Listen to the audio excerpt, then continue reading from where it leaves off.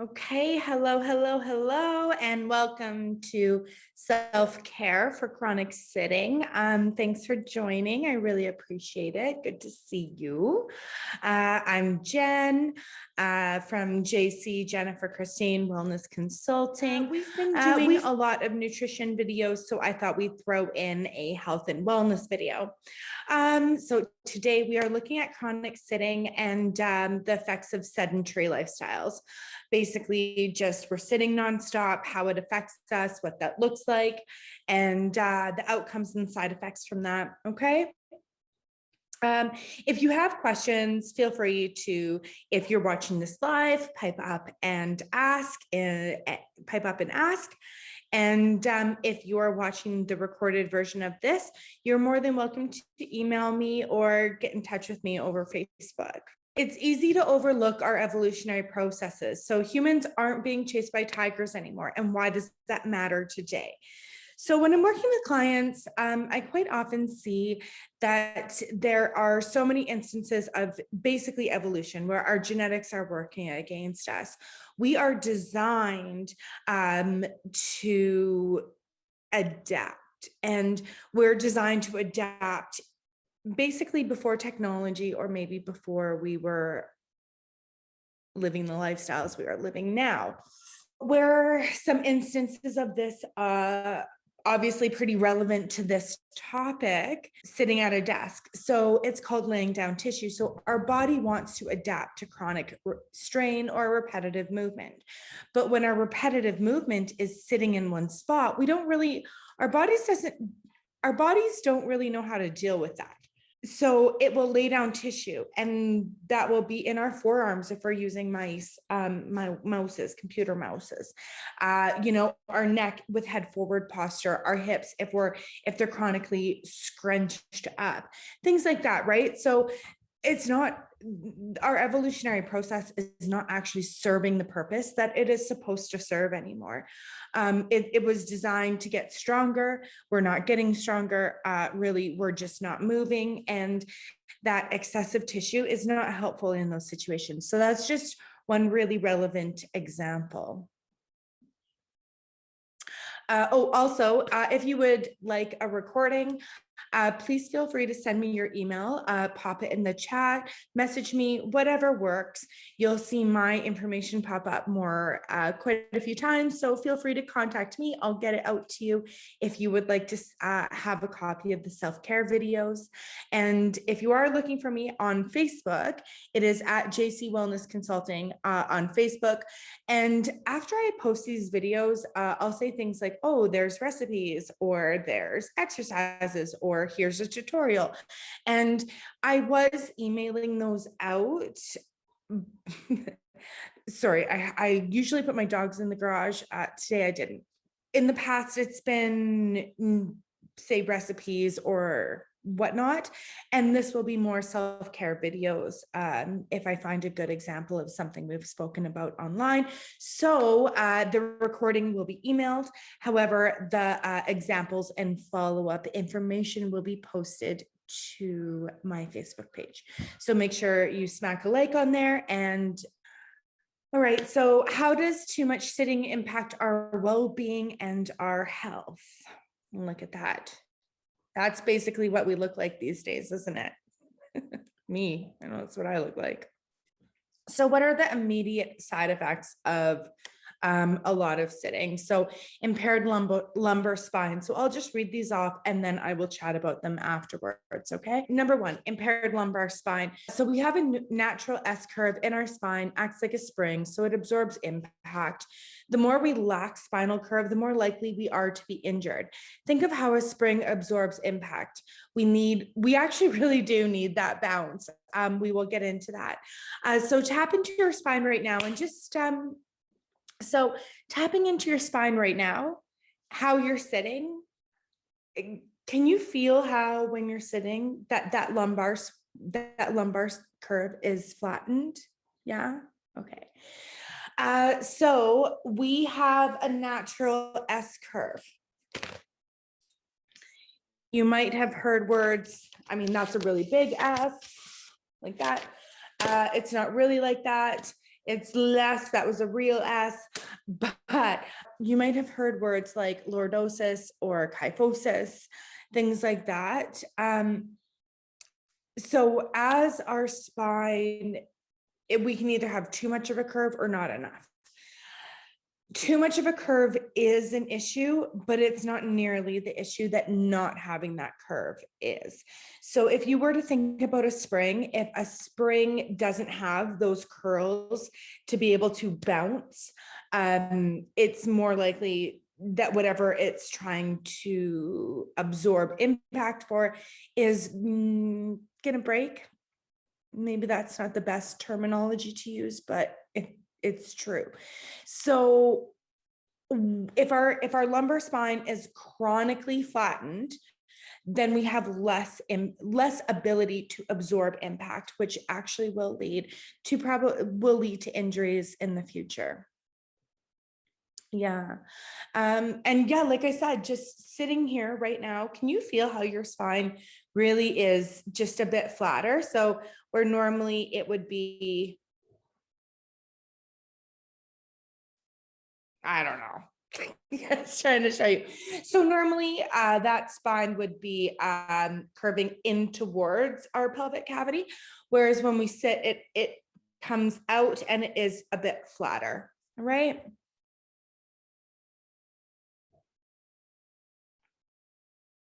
So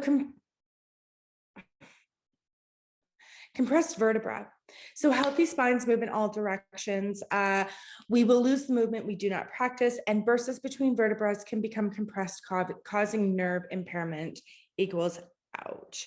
So anyone that has compressed a nerve, pinched a nerve, done anything like that, yes, it is. It's not fun. It's really, really, really not fun. So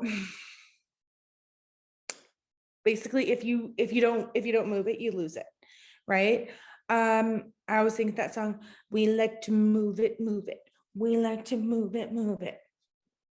No? Okay. Right. So healthy spines move in all directions.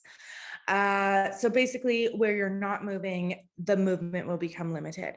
So it really doesn't matter. Flexion, extension, so backwards, forwards, side to side, rotation. Our spines are meant to move in all different directions.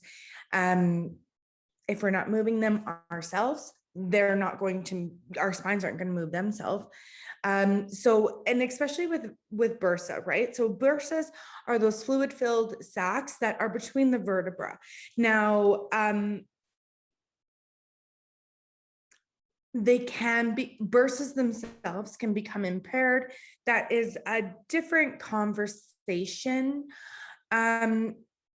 But really, bursa health is quite important, right? And how bursas stay healthy is fluid motility. So getting nutrients from the movement of our body and from tissues, absorbing nutrients from our blood supply, our lymphatics, or sorry, not our lymphatics, from blood, arteries, veins, and really just there's a whole system in there. It's a bit complicated to get into right now, but basically if we're not moving, we're losing that movement. So the more we stay in one position, the more that is the position that our bodies like to stay in. Okay. Number 3, lack of organ motility, motricity, and mobility. So prolonged sedentary lifestyles impact movement of everything else. Lymphatics and other motility, our bodies, fluid systems have self-pumping systems. We need to pump them with movement. All right, number 3, lack of organ motility, motricity, and mobility. So let's just feel how we're sitting and think about that. This might be our most regular position. It's kind of scary, right? So if we feel that our bodies are concave towards the front, we're really squishing a lot of our vital organs and the things that are important to our overall health and well-being. So prolonged sedentary lifestyles impact movement of everything else. Lymphatics and other motility of our bodies, fluid systems have Lymphatics and other motility, our body's fluid systems, have self-pumping systems. We need to pump them with movement. Sorry, I wrote that kind of clunky. So yeah, basically, the more we're not moving, the less motility and mobility that our organs are getting. Okay, so this is actually called the embryonic pathway. So for us to be at our best health, our bodies need to move in our basic development pathways. So basically, when we were conceived and our organs were developing, blah, blah, blah, blah, blah, it gets kind of complicated, but ultimately, as we develop and how we develop, our organs move in a certain pathway. And when they don't move in that pathway is typically when we become sick with chronic impairment. All right. So yeah, that just basically means that if we're not moving, our organs aren't moving, and that means lack of circulation, lymphatics, lack of blood supply, and those things are all what keeps us systemically healthy. So we really do want to keep that movement going. I mean, when we're talking about compressed nerves, that's a big ouchie system. Our organs not moving, that's another like fairly big problem.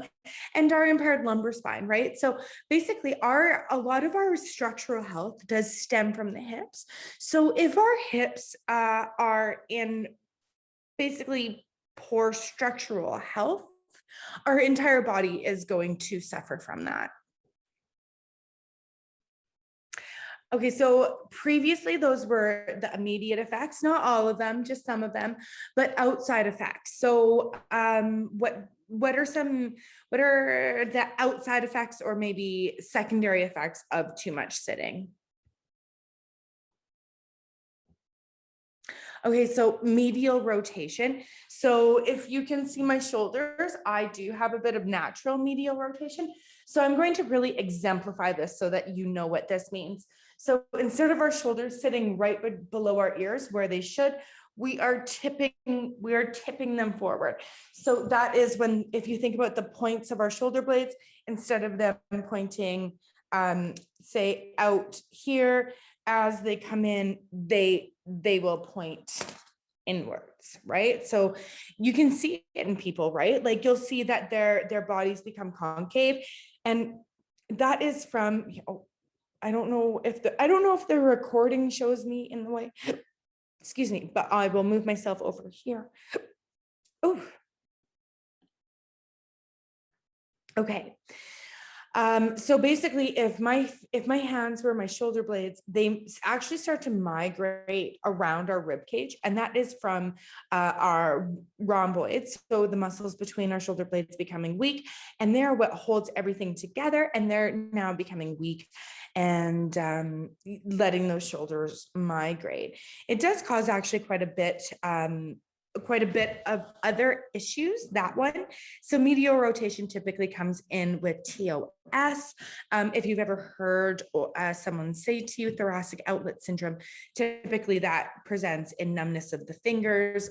It typically will lead to carpal tunnel. So yeah, systemic effects, right? Okay, but so with, hi Brody, I'm gonna say hello.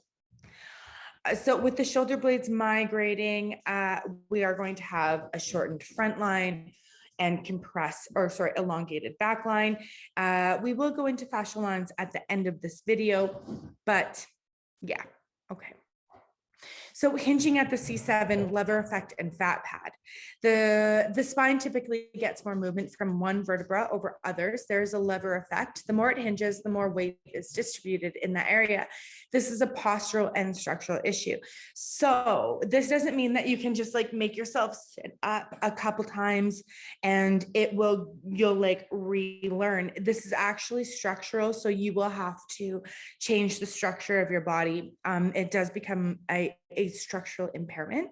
So when hinging at the C7 and creating a fat pad, I don't know if maybe you suffer from this or someone you know suffers from this. What this means is that on that, if you feel behind your head, or sorry, just on your neck there's one vertebra that really protrudes more than the other ones. So that would be your C7.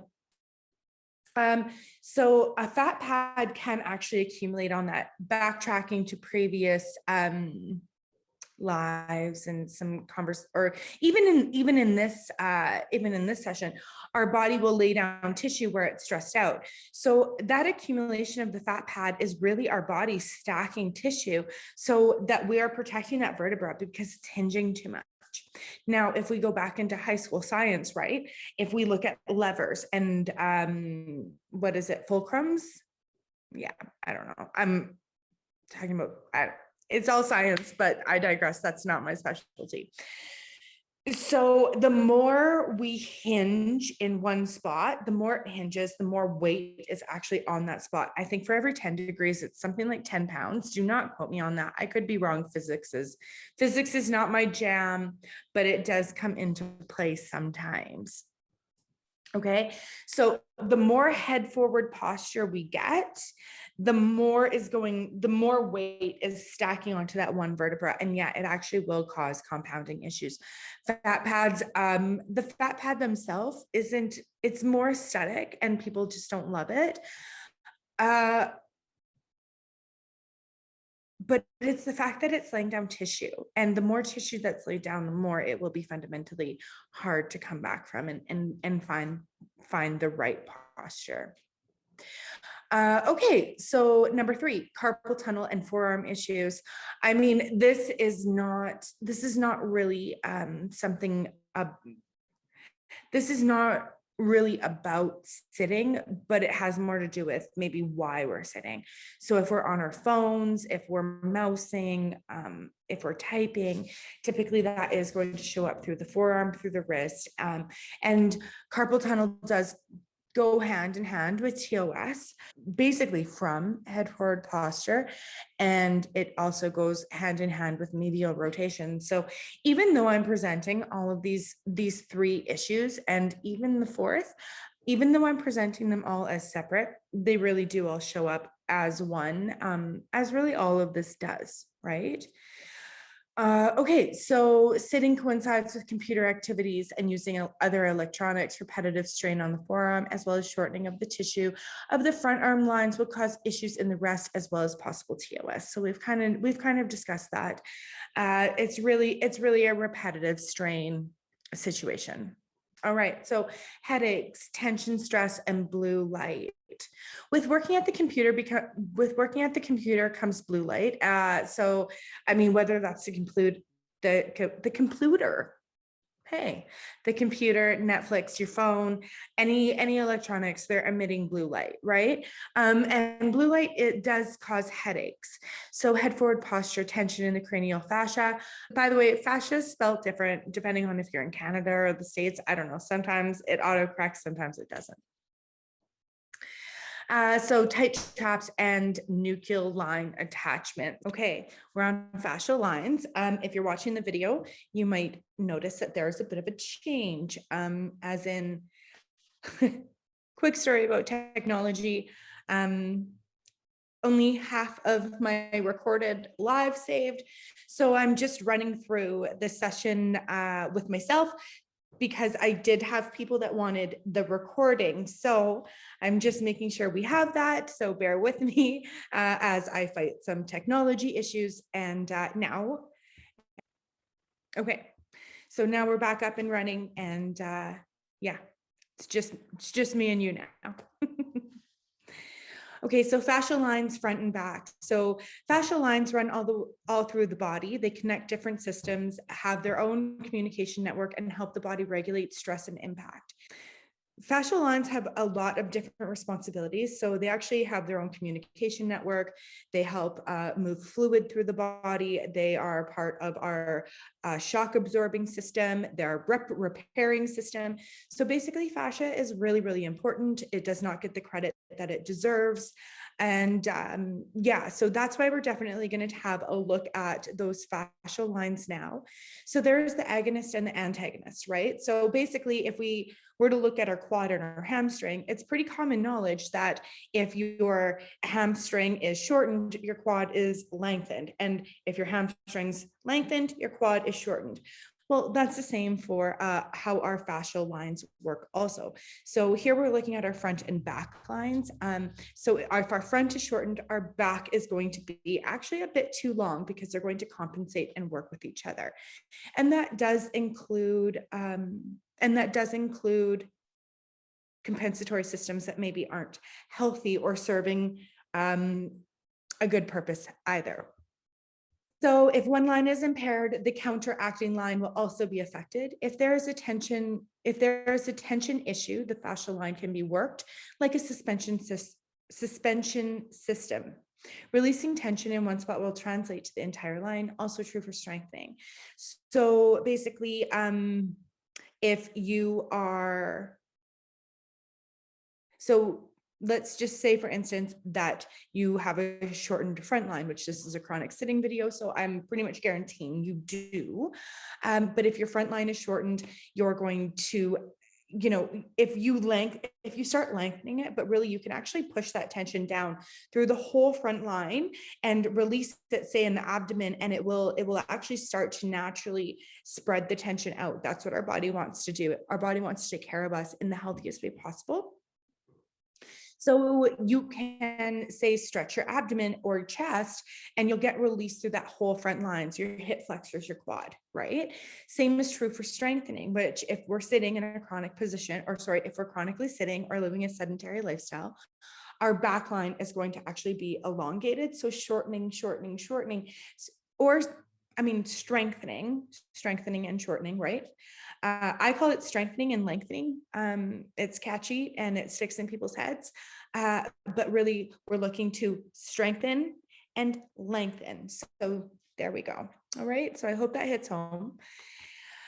Okay, so I just want to take a minute to kind of look at some of these various fascial lines. So this one here is all of our fascial lines just shown together. So there are a ton, but what you're really going to notice is where we have issues, especially if we're sitting a lot, is our chronic issues will end up being where we have a lot of those lines crossed over.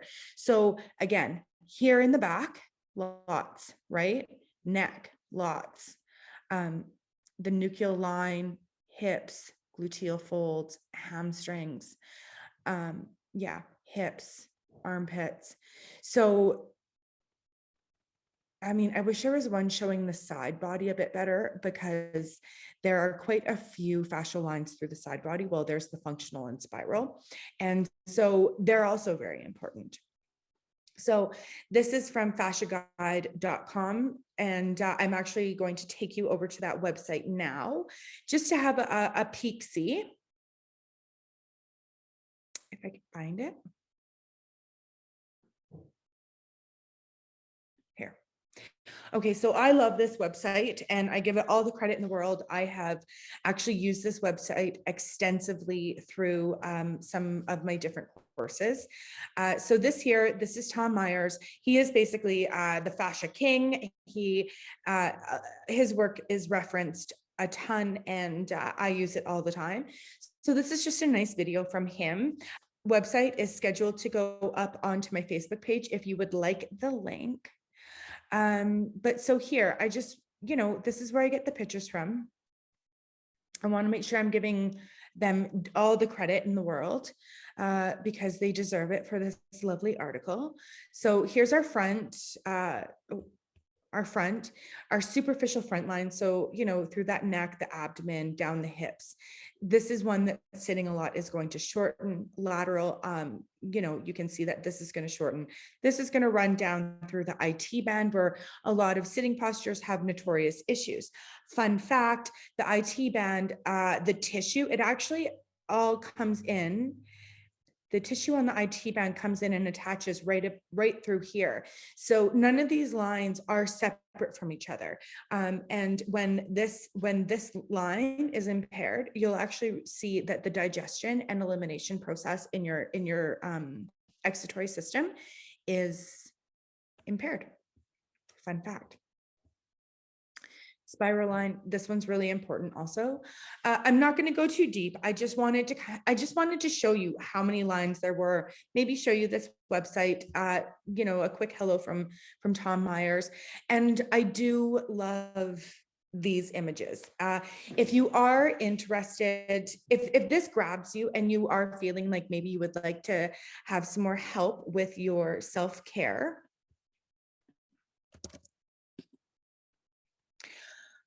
I'll just show you my website. So courses. So I do actually have a a guide to self cupping. So here is basically where we go through, and yeah, so a good look. You can see I have some notes for myself in it. Yeah, so it's a little embarrassing, but so this course is just a little bit under construction right now. I have released it. Okay.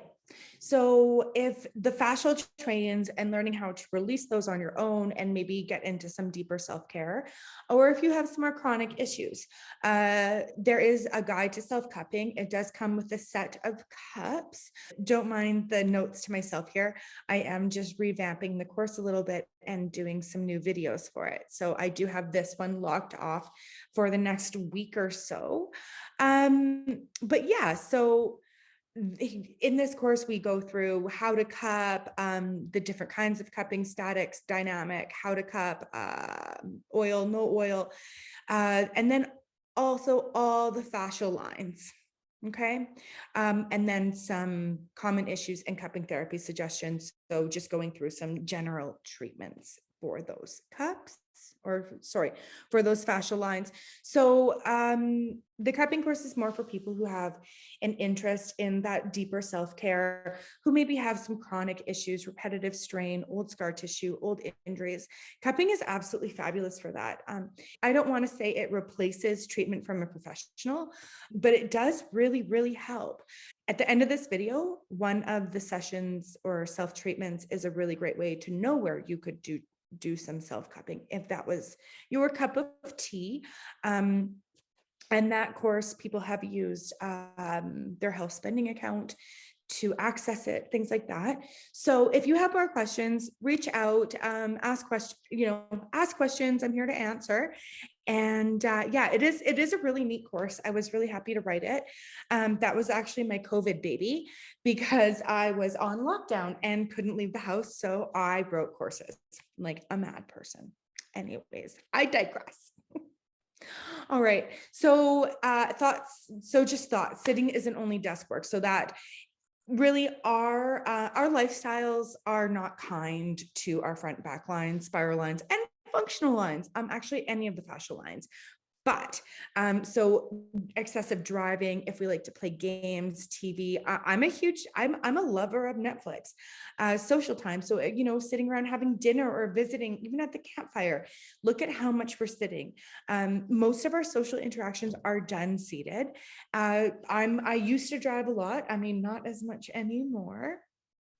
But when I look at my life, I can honestly say that I sit way too much, way too much. And it's not just working, right? It's my social time and my relaxation time. They're all actually a little bit sedentary, especially these days. Using technology with intention. So tech is here to stay. As much as we sit when we use it, we also typically have our arms forward. This is a different issue, but it will compound with sedentary time and will aggravate each other. Think of tech neck. Think about ways that you can build in some healthy strategies around your tech use. As we make these habits and patterns, they will serve for years to come.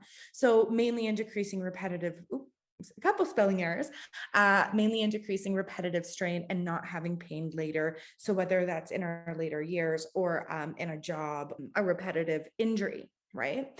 So pulling our neck and shoulders back. I'm not going to go into that one too much because I'm giving a full treatment at the end on that. Correct ergonomics. So really, making sure that we are following through with how we know to do things. It's amazing how many clients I see that they're like, yeah, it just went out. Like I just bent down to pick up something, right? And they're like, my back, I can't move. And I mean, that's a repetitive strain thing, right? So our back we can handle one or two poor movements, but not when it's compounding and now our spine's not loving us, right? Oh, sorry. And I should say that's how we sit, computer screens, just really taking care to set those up properly in the beginning. And then the other thing to keep in mind is make sure we move them. Just because we've set them up right doesn't mean that we should stay in that position for the next 3 years or as long as we're at that job. Move your seat back. If you're on a long drive, move the seat. Just create some different pressure points. Change where your monitor is on your desk. Whatever you can do, change the height of your chair. I mean, not outside of healthy working boundaries, right? Like you don't want to wreck your ergonomics to create change, mindfully. Taking breaks. I mean, I have to say it. I think we all kind of know that we should be taking breaks, but yeah. Okay, I put that one in last, so we'll get there. Creating a set time to get back to emails and texts. So, when we're sitting there, if you can turn off your notifications and set a time to say, okay, at 11:30 and 2, I return my emails and texts, just so that way you're not getting caught into a cycle where, you can't get up from your desk or it interrupts your breaks. That is also just a good mental health tactic as well.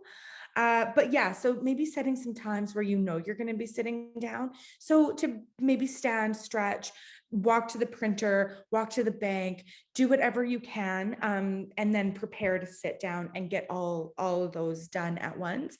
Now, before I go too much further into this, I do want to just make clear that I understand everyone's jobs and availability and pressures are different.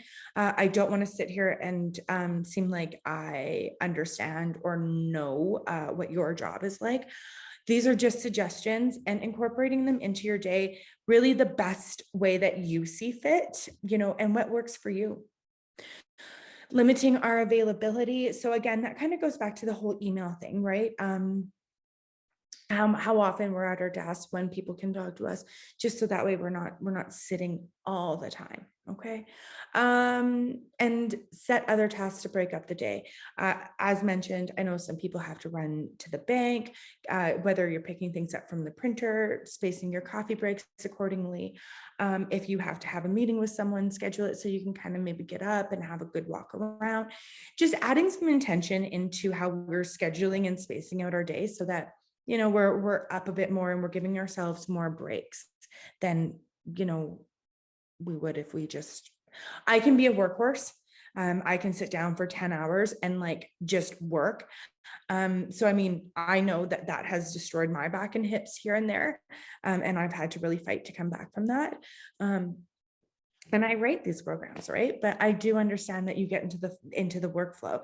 So finding a way to navigate, the consistency to your work, but still taking care of your body and your fascia and your health and your systems, and our organs, right? Motility is important. Okay, so hurrah, we've made it to self-treatments. This is the second time I've walked through this. So I hope I don't miss anything because I lost the recording. So here we go. All right, so shortening our back line and opening our front.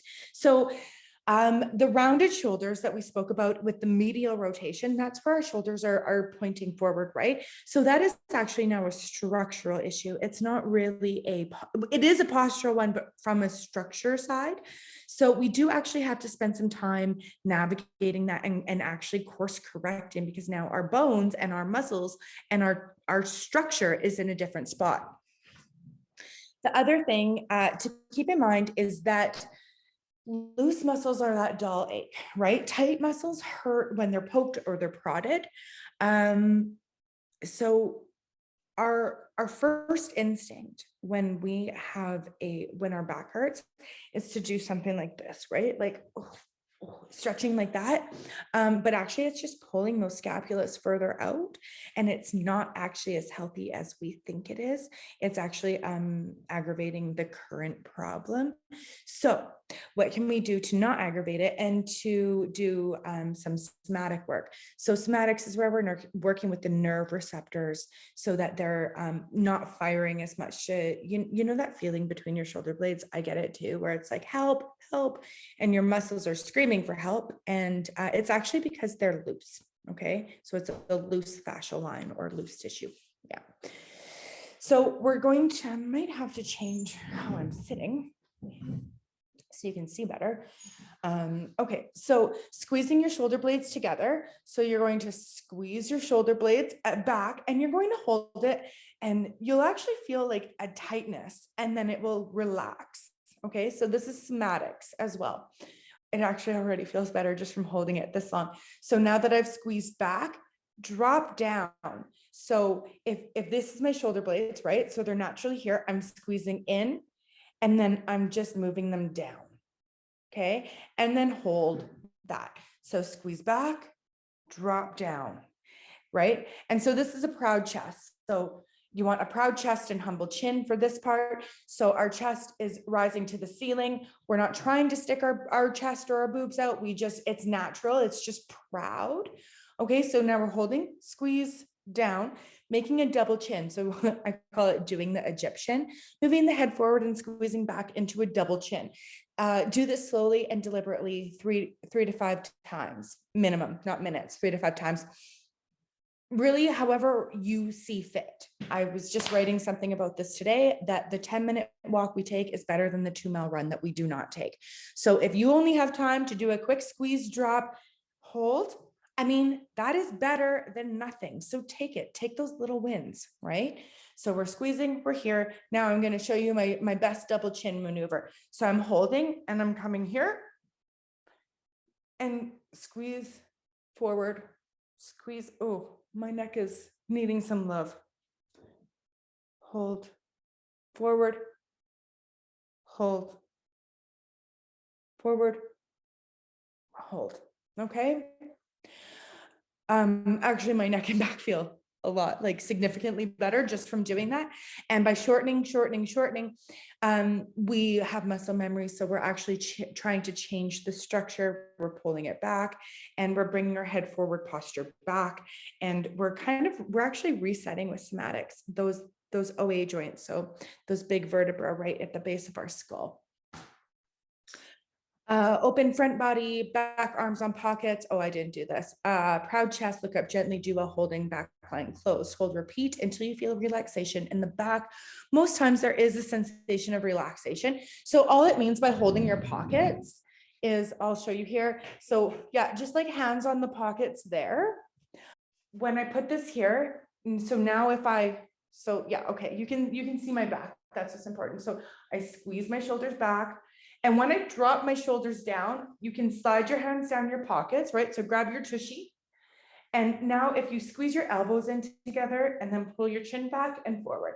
So that's just, you don't have to do the hands on the pocket thing. It's really more if you want to add a bit of a chest opener. So that's the first one, self-treatment fascial stretching. So this is actually a really fascinating one, and it's really worth exploring and playing with, because if you learn, like I'm going to show you how to do a fascial stretch through your traps and your nuchal line, where you saw all those fascial lines overlapping. That's where I'm going to show you how to release yourself, but you are able to do this anywhere in your body. So play with it. Okay, so using the traps and neck as an example, arm 40-degree angle from body, gentle engagement through fingertips towards the floor. And then you'll feel for an electric pulling sensation, drop head towards the opposite shoulder, micro movements to re-engage the sensation. The electronic sensation will not last longer than 30 seconds. The feeling and result is different than muscular stretching. To release the entire line, recreate the sensation 3 to 7 times in each plane. This could take multiple sessions to fully release. The longer the tissue issue has been present, the deeper in the tissue the tension will be, meaning AKA get out, or there's a bit more work to do. Okay, so I'm just going to show you. I'll make sure that the camera can see me. Okay, I'm going to do my best here. Okay, so 40 degrees, I think 40 degrees is right. Maybe I should have Googled that. I know anatomy, I'm not a mathematician. Okay, 40 degrees. So here is where I like to start. So engagement through our fingertips. It's really just like more of an intention. So we're taking those fingertips and we're making sure that everything is engaged, and we're just pushing them towards the floor. This doesn't have to be like, it's not a, it's just engagement. Okay. So then here, I can already feel this in my bicep in through here and my delt, just doing this. Now I'm going to take my head and drop it to the opposite shoulder. So I already feel that electric, it's like an electric sensation, and you'll feel that line pulling. So those are our fascial lines that we're working with. Now, micro movements. Before I say too much more, these things, like I said, the sensation should last for 30 seconds. I mean, that would be a long time. Usually I find it is about 7 to 9 seconds at most. Okay. So here, I'm going to engage one of my fascial lines just so that you can see how quickly it releases. So I'm okay. I have it. It's on. And it's released. That's as long as that line took up through there. Okay. It goes fast. Now, where it doesn't go so fast. So if I have it engaged here, right? I feel it. Now, micro movements, that could be maybe twist. Okay, if I twist my arm that much, it's back. If I just change the angle of my hand, it's different. Okay, I'm going to change where my head is looking. So I'm just going to look up slightly. Okay, it's different again. And each one of these you'd want to hold, or, once you get better, like you can kind of stack them. So there's a different one. So I can just keep stacking those, right? Ooh, that's it. That's a big one for me there. You might be watching this and going like, this girl is crazy. She's not doing nothing. But when you feel it, there is a really strong electric, like it feels electric. Okay. Doesn't last. We're not here to hurt ourselves, nice and gentle, right? So fascial stretching, like I said, once you get the hang of doing it that way, you can do it through your hips, through your sides, through your leg, everywhere. I do have a video of a tutorial of me showing how to do other fascial lines. If you're interested in that, let me know. But yeah, play with it. This is a really good one. This in conjunction with the last one, really good one. Okay, so this is more of so self-care exercises. So remember we talked earlier about how there's the agonist and the antagonist, and we have to shorten and change our structure and all that great stuff. So this is actually exercises geared towards people who are sitting a lot and might have a weakened lower abdominal area. A lot of workouts and like, I guess, popular exercises, they're really focused on the upper abdomen. So like rib cage to like belly button. And those are really aesthetic. I think they're also just more popular culture. Our lower abdomens are an absolute powerhouse. And what people don't realize is that's also our low back. Our low back, SI joints, L5, S1, those are like our core. Those are our core. Yeah. So they're important. So leg lifts, V-sit hold, scissor kicks. And I did put Superman in there because the Superman is pretty important. So it's that first self-care treatment I showed you. It's basically doing the same lower, but also strengthening the lumbar area and the pelvic floor engagement. Okay.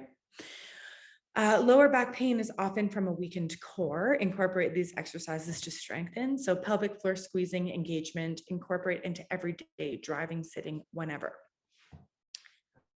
There's no like fun or not uncomfortable way to talk about this. Ladies, Kegels, right? So you're literally going to like engage your baby maker, and you're just going to squeeze it all up. Yeah. Men, I think you guys are probably, I might be blushing talking about this, but anyways, so really it's just sitting there and engaging that lower abdominal, engage, hold it. Do it when you're driving, do it when you're standing in line at the grocery store. No one can see, build it into your day. I love effective things and easy things. I'm a bit time poor myself. So you know, find a way to incorporate into your day. Okay, and now the Superman. So let's just backtrack again to the leg lifts, V-sits, holds, and scissor kicks. I know I talked earlier about shortening the back and lengthening the front. So this might seem counterintuitive, and it is a little bit, but the main thing is it's a weak core issue, right? So as much as we do want to lengthen our front body, we also need to strengthen our core. I would still do these while doing hip openers, right? So make sure that you're stretching your hips, hip openers. If we have any yoga enthusiasts, we're looking at the different warriors, triangle pose, things like that. When you stretch the quads, yes, it is stretching the quads is a fabulous way. And I didn't write it in here, and I actually should have. But opening that front body. So stretching the quads, yes, but when you're stretching the quads, so when you lift the leg up, it's getting the quad, but make sure that you're pushing through that hip flexor. Another great one here is in here. Okay, so I don't know if you can see my feet. Okay, so I'm about here and bending and leaning back into that hip flexor. Not the best visual. I do what I can. I do have another video on that one. Maybe I should be releasing more. Okay, so Supermans. If I Google a Superman right now, I'm going to get a copyright infringement and run into trouble in this video. So I'm not going to do that, but I will show you standing. So pretend I'm laying flat, right? Pretending I'm laying on my belly. So what you're going to do is really engage. So you're going to pull up from your front body and engage, but you're engaging through that low spine.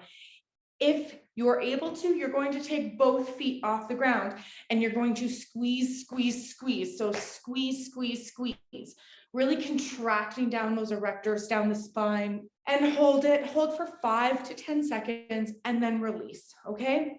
Do it again. If you need a modified version, just lift either one leg or no legs. Or maybe you switch from doing the front body and then you lift the legs, back body.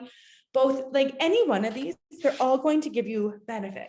And working within your bodies and working within your parameters, right? Like you're here to help yourself feel better, not make anything worse. So yeah, the Superman is very important because basically it will do, I don't want to say everything, but it's the most inclusive exercise. Yeah, I really do recommend it. So remember, strengthening and lengthening. So strengthening our pelvic floor, but lengthening our front body is also really, really important while squeezing our back. So there will be some structural alignments. Now, I will have made a disclaimer in the beginning of this video. These are general. These are what I see in general. These are general suggestions. If you have an injury or something that is different or maybe falls outside of, average, which is possible. I mean, everybody's different, right? These are meant to be general. And if you think that you are an outlier of the situation, then I do highly recommend you go see a professional and get care for your specific situation, right? Also, if there's any injuries or ailments that, could affect, that these exercises could affect, I really, take care of your body. You are always your number one priority. Okay, so like I said, the self-cupping course is available. How that one works, I forgot to run through this, is it's all online. You get access to it. I give it to you. I send you the cups. It's easy peasy, lemon squeezy. It's lifetime access. And yeah, I mean, if there's updates to the course, you'll just get them, and as long as you have access. So that's that. Oh, sorry. And if you do use benefits, a lot of people, I have had most people use their health spending account for that. Okay. So daily tips and solutions, finding ways and planning to interrupt your sitting routine. This could include reorganizing your day. Example, when do you work out, take your coffee break, grab the mail, do your bank deposit. We've kind of gone through some of these, so I'm going to be quick with some of them. Setting a silent alarm is what I've seen work really well for myself and clients. So what that means is on your iPhone, I use iPhone. I don't know what Android is like. I'm assuming you can do the same thing. Set silent alarms for like every hour and a half, whatever's comfortable for you. Just that way it doesn't interrupt your day. But what it does do is every time you look at your phone, which I mean, let's be honest, we do a lot, you'll get a reminder to be like, just stand up, stretch, just stand up and do an opener, get in there, right? Just open that front body, open, stretch those hips. It really helps, gets that lymphatics flowing. There's so much benefit to this. It's absolutely crazy. Interrupt the repetitive strain with positive self-correction. So we will go through some exercises at the end of this presentation. So I guess I moved them and we already did them. Pre-book treatment, so don't wait until you're hurt. I see this all the time, right? If you know that you get a hurt neck about every 6 weeks, 4 or 5 weeks, just make the appointment. Yeah. And you're going to find that the more you take care of yourself and invest, the less issues that you're actually going to have, and your maintenance periods will get longer if you want them to. Finding healthy hobbies that also course correct: yoga, Pilates, and morning routines, etc.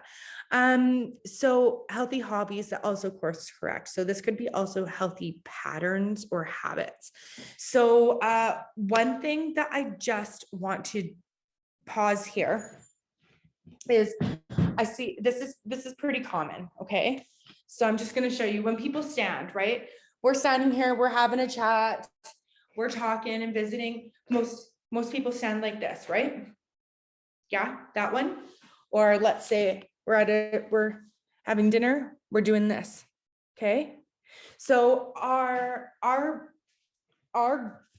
natural tendency is to close our chest. We do this. One of the reasons we do this is, one, it's a self-protection thing, but two, our chest is tight. So this is what's more comfortable to us, right? The door just blew behind me and like scared me. I don't know if you saw me jump, but it scared me. The window must be open in there. Okay, so putting your hands in your back pockets, that's an easy one, right? Anything that's going to open you up here. So hands in back pockets. When I talk to clients, sometimes I'll grab my wrist, and really that's stopping me from being like here, right? And even the body language of this, if I'm talking to a client, right? Like that's very closed off. So to just say, hey, like I'm listening, I'm present, I'm available. And also I don't want my chest to hurt or my back to hurt anymore. So yeah, just opening up and hands in pockets, really anything. And then, so again, that proud chest. So if you're standing in line, if you're waiting for something, whatever, just grab that wrist, stick your chest out, right? And really feel that opening through here, okay? And it's nice, it feels, I got distracted because I was like, oh, I needed that. That's really tight in there for me, right? So one of the things that I like to talk about all the time is if you can't say get treatment or fix something, one of the main things that we can do is at least start trying to limit the damage that we're doing. Okay. It will take time. I gave this its own slide because it will take time. I gave this its own slide. Why? Because I mean, these issues, I mean, they've been going on for years. They're part of our daily patterning. It does take time. We do have to turn this into a much stronger pattern or habit to see changes. You will see changes right away, say after a week of doing these things, but they're not going to stick if you're not consistent either. So here's where we would have questions. we did on the other live that I deleted. If you do have questions, please send them to me. Yeah, love to get those. Okay, so my formatting is all wonky here. I don't know why. So, okay, just going into treatments I offer. If you're interested, manual osteo massage assessments, laser therapy, nutrition coaching, classes and courses. If you have questions or you think you might need support with something, or say you don't even know, you're always welcome to contact me. I think I've chatted with if you're watching this, I've either met you or messaged you and said, hey, do you want this video? Or, you're on my Facebook page. So, I mean, you do have the resources to get a hold of me. I make it quite easy. But yeah, so just before we finish, your presence is really appreciated. I really enjoy getting to do these lives.